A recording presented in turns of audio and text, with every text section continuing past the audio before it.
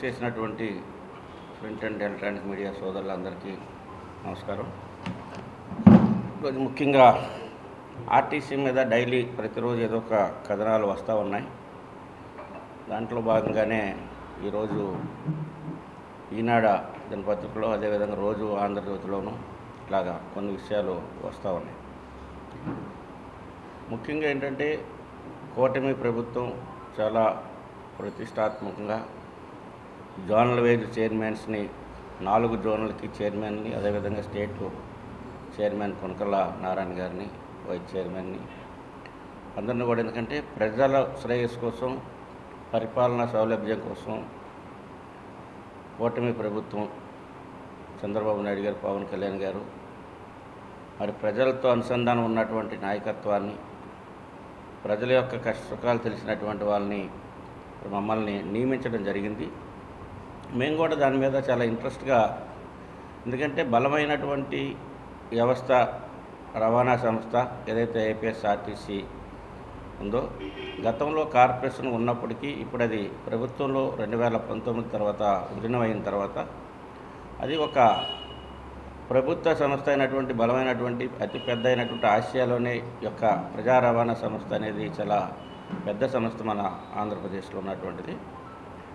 కానీ ఇక్కడ వచ్చేటప్పటికి ఏమైందంటే, పాత ప్రభుత్వంలో ఉన్నటువంటి కొంతమంది అధికారులు, అది ఈడీస్ కావచ్చు, అదేవిధంగా జిల్లా ఆర్ఎంలు, డిపిటిఓలు, కొన్ని చోట్ల డిఎంలు, పాత ప్రభుత్వంలో ఉన్నటువంటి వాసన అయితే పోలేదు.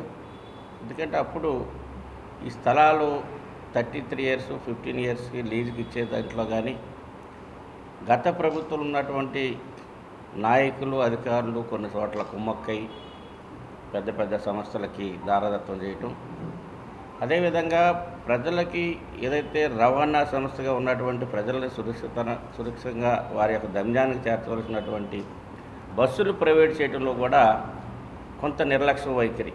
ఒకవైపున ఎండీ గారు, చైర్మన్ గారు మేమంతా చేయాలన్నటువంటి ఒక ఆలోచనతో ఉన్నప్పటికి కూడా, కానీ ఏంటంటే ఇప్పుడు దాదాపు ఈరోజు ఈనాడు దినపత్రికలో చూసుకుంటే 80 బస్సులు దాదాపు జనవరి నుంచే రోడ్డు ఎక్కవలసినటువంటి బస్సులు, ఒక్కొక్క బస్సు వచ్చి 45 లక్షల రూపాయలు ఒక్క బస్సు కాస్ట్. అది జనవరి నాటికే అంబా అనే కంపెనీ ద్వారా వచ్చేసి అది మొత్తం బాడీ బిల్డింగ్ అంతా అయిపోయి కేవలం ట్రాన్స్పోర్ట్ పర్మిషన్, ఏదైతే రోడ్డు ట్రాన్స్పోర్ట్ పర్మిషన్ తీసుకోవడానికి ఆర్టీఓ జాయింట్ కమిషనర్ గారు సిన్హా గారు దగ్గర టేబుల్ దగ్గర ఆగిపోవటం, ఆ బస్సులు ఈడీలు కానీ, ఒక డిఎంలు కానీ, జిల్లాధికారులు కానీ ఎవరికి కనిపించకుండా అనేక ప్రాంతాల్లో ఏ డిపోకి సంబంధించిన ఆ డిపోల్లో కనిపిస్తే ఎక్కడ గొడవ అవుద్దని అటు ఎండీ గారికి కానీ మాకు కానీ తెలియకుండా వివిధ డిపోల్లో వాటిని ఆ సంబంధించినటువంటి డిపోల్లో ఎవరు కనబడకుండా బస్సులు పెడతాం. అంటే జనవరి, ఫిబ్రవరి, మార్చి, ఏప్రిల్ వచ్చింది, 4 నెలలుగా 80 బస్సులు, దాదాపు 75-80 బస్సులు ఉంటే ఇంకా ప్రజలకి రవాణా చాలా సౌకర్యంగా ఉండేది. దాదాపు హైర్ బస్సులు 500, 1100 బస్సులు ప్రభుత్వానికి, 1600 బస్సులకి దాదాపు 1400 బస్సుల దాకా ఆల్రెడీ రన్నింగ్లోకి వచ్చినాయి. హైర్ బస్సులు ఇంకొక 80-90 బస్సులు అవి రావాలి. దీనికి సంబంధించిన ఒక 75-80 బస్సులు ఈ ప్రజలకి రావాల్సినటువంటి. అంటే దీంట్లో మేము ఎందుకంటే చాలా నిరాశకి ఎక్కడ గురవుతూ ఉన్నామంటే, అధికారులు పాత ఒక వాసన నిడనాడేటువంటి పరిస్థితి ఎక్కడ కనబడట్లేదు. ఇటువైపు చంద్రబాబు నాయుడు గారు, పవన్ కళ్యాణ్ గారు, కూటమి ప్రభుత్వం ప్రజలకి అన్ని విధాలుగా కూడా మనం మంచి చేయాలి, ప్రజల సౌకర్యం ఎక్కడా కూడా విస్మరించకూడదు అన్నటువంటి లక్ష్యంతో ఈ రోజున ప్రభుత్వం చూస్తూ ఉంది. ప్రతిరోజు దీనికి ఆర్టీసీకి ఐపీఎస్ అధికారి, స్టేట్ వైడ్ విజిలెన్స్ విభాగానికి ఒక ఐపీఎస్ అధికారి ఉండాలి. కానీ అది లేకుండా ఇంత పెద్ద సంస్థ డైలీ దాదాపు 15 కోట్ల రూపాయలు ఇన్కమ్ సంవత్సరానికి వచ్చేవాడికి దాదాపు 5,500, 6,000 కోట్ల రూపాయలు ఓన్లీ టికెట్స్, ఏదైతే ప్రజలు కడుతున్నటువంటి రవాణా ద్వారా టికెట్ ద్వారా వచ్చేటువంటి ఆదాయమే 5,500, 6,000 కోట్ల రూపాయలు వస్తుంది. దాని మీద అజమాయిషీ ఏదైతే జవాబుదారితనం కావాల్సినటువంటి విజిలెన్స్ విభాగం ఆటకేతనంగా ఒక అడ్మినిస్ట్రేషన్ ఏదైతే ఈడీ అడ్మిషన్ దగ్గరే ఒక ఉండటం, ఆ ఈడీ అడ్మిషన్ అనేది కేవలం అతని అండర్లో ఈ యొక్క విజిలెన్స్ ఉండటం, డైలీ విజిలెన్స్ మీద కథనాలు వస్తూ ఉన్నాయి, ఇది లంచాల విషయంలో కానీ అన్నింటిలో కూడా. అదే ఒక ఐపీఎస్ అధికారి స్టేట్ విజిలెన్స్ అధికారిగా ఉంటే అది ఉమ్మడి రాష్ట్రంలో ఉండేది. తర్వాత ఈ అధికారులు వాళ్ళ యొక్క సులభం కోసం అది తీసి కేవలం డిపార్ట్మెంట్కి పరిమితం చేసినటువంటి పరిస్థితులు ఇవాళ ఆర్టీసీకి నష్టం జరుగుతూ ఉంది.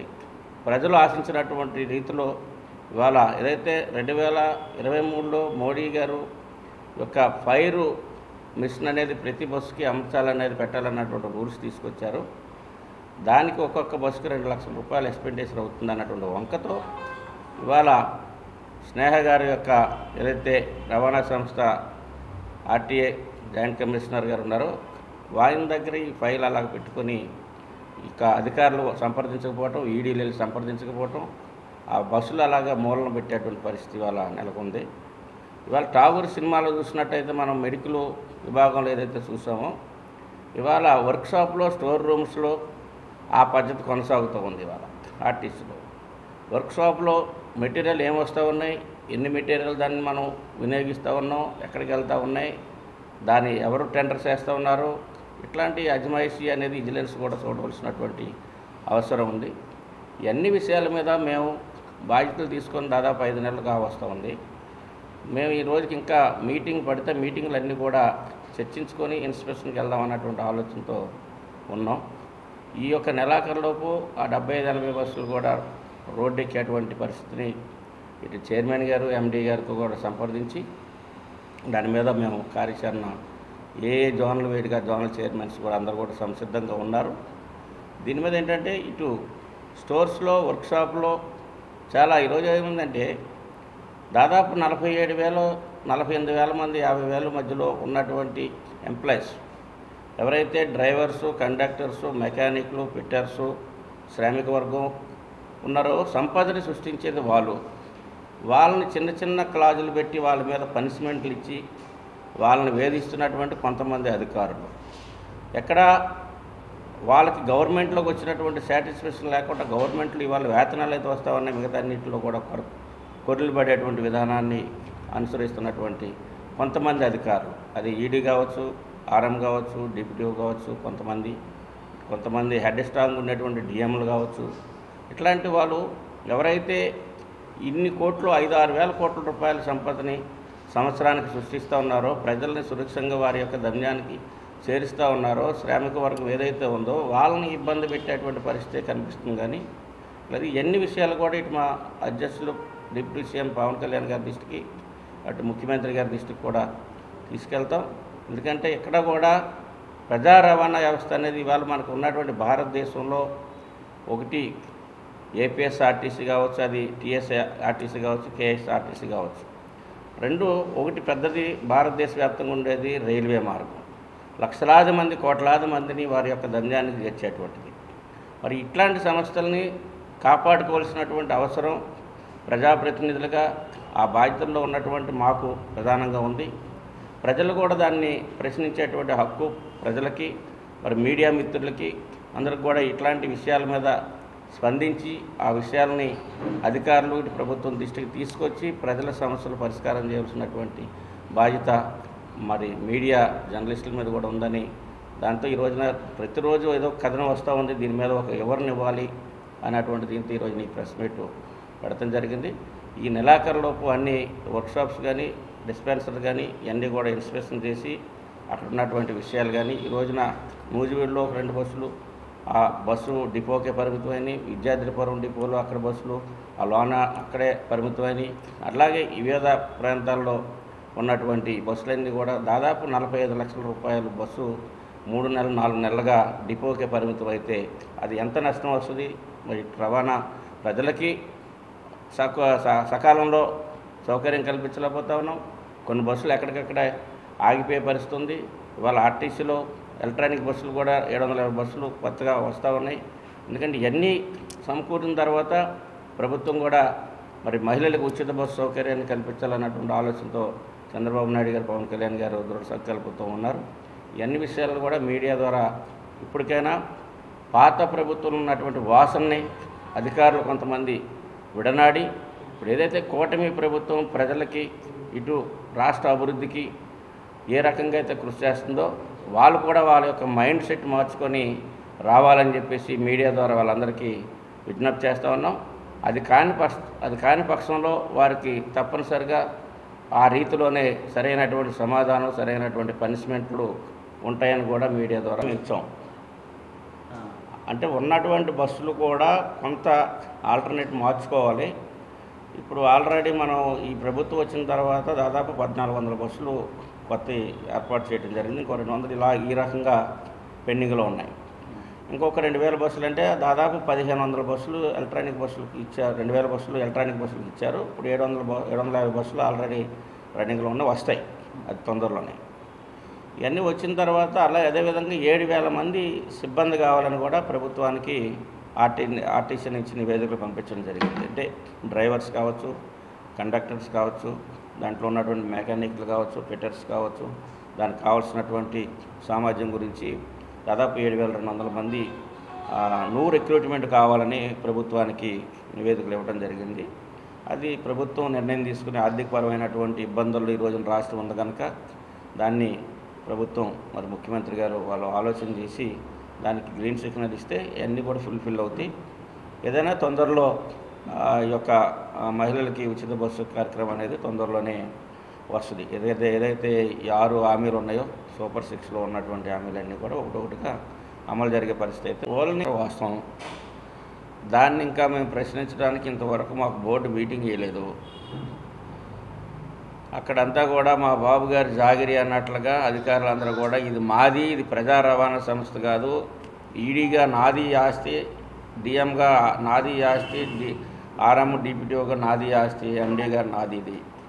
ఇది ప్రభుత్వంలో భాగస్వామ్యం అయినటువంటి కలర్ అక్కడ లేదు. ఇది ప్రజల ఆస్తి, ఇది ప్రజలు కడుతున్నటువంటి టికెట్స్ మీద నడుస్తున్నాం, ప్రజలు ఇస్తున్నటువంటి డబ్బుల మీద మనం జీతాలు తీసుకుంటున్నాం అన్నటువంటి భావన ఎక్కడ ఏ అధికారి దగ్గర లేదు. ఇంకా ఆ మైకంలోనే వాళ్ళు ఉన్నారు. గత ప్రభుత్వంలో దాదాపు చాలా ఆర్టీసీ సంబంధించినటువంటి ఆస్తి వాళ్ళు ఏలూరు చూసుకుంటే సీఎంఆర్కి ఇంకా ఎవరెవరికో ఇచ్చారు ఎన్నెన్నో చాలా తక్కువ లీజులు. అట్లా దోపిడీ అనేది చాలా తీవ్ర స్థాయిలో జరిగింది. కానీ ఇవాళ ఏమైందంటే అధికారుల కొరత వలన, ఐపీఎస్ ఐఏఎస్ల కొరత వలన మరలా వాళ్ళకే ప్రభుత్వం అక్కడి నుంచి కదపకుండా వాళ్ళనే ఉంచడం వల్ల ఇంకా ఆ మైకంలోనే ఉన్నారు. ఆ మైకం నుంచి అధికారులు ఎవరు కూడా బయటకు రాలేదు. ప్రజాప్రతినిధులుగా, నాయకులుగా మేము అడగటానికి ఏంటంటే అక్కడంతా కూడా ఉత్సవ విగ్రహాల టైపులో ఉందో తప్పించి ప్రభుత్వం అయితే మంచి ఆలోచనతో మమ్మల్ని అందరినీ నియమించింది. కానీ అక్కడ చూస్తే ఉత్సవ విగ్రహాలలాగా విగ్రహానికి దండేసి పాలు పోసి వచ్చే పరిస్థితిలో ఉంది. ఈ పరిస్థితి నుంచి మేము అందరం కూడా ప్రజల నుంచి వెళ్ళినటువంటి వాళ్ళం కనుక మేము దాన్ని ఊరుకోలేము, సహించలేము. దాని మీద మేము గట్టిగా నిలదీస్తాం. అధికారులందరినీ కూడా వాళ్ళ యొక్క పద్ధతులు మారుస్తాం. ప్రభుత్వానికి, మా నాయకత్వానికి, మా కూటమికి, చంద్రబాబు నాయుడు గారికి, పవన్ కళ్యాణ్ గారికి, కూటమి ప్రభుత్వానికి మంచి పేరు వచ్చే విధంగా, ప్రజల్లో మంచి పేరు వచ్చే విధంగా మేము అందరం కూడా పనిచేస్తాం. దీంట్లో ఎవరికి తగ్గేది లేదు, జడిసేది లేదు, ఆగేది లేదు. పదవులు ముఖ్యం కాదు మాకు. ఇచ్చినటువంటి పదవికి వన్ను తెచ్చే విధంగా పనిచేయడమే మాకు ముఖ్యం.